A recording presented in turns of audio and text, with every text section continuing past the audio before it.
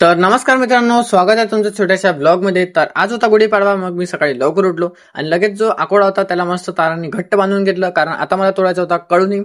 तर कडुनिंब तोडून तर मी लगेच आलो घरी. तर आता मग अजून तोडायचं होते आंब्याची पानं.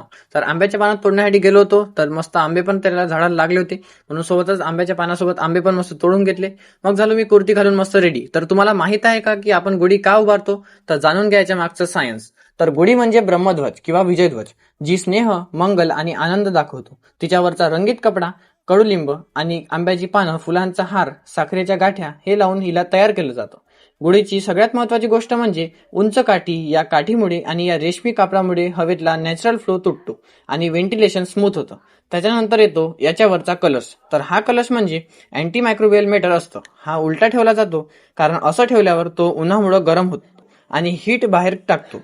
आजूबाजूच्या हवेत जंतू कमी व्हायला मदत होते. आता यातला निंबाचा पाला तो काय करतो? तर अँटीबॅक्टेरियल आणि इन्सेक्ट रिपेलंट असतो. म्हणजे काय? हे किडे माकोडे दूर ठेवते. तर गुढी म्हणजे विजयाचा शो ऑफ नाही, तर हे विजय टिकवण्याची जबाबदारी आहे. तर मग लगेच नंतर मी देवाला नैवेद्य वगैरे अर्पण केला. सोबतच मग मी पण जेवण वगैरे करून घेतलं.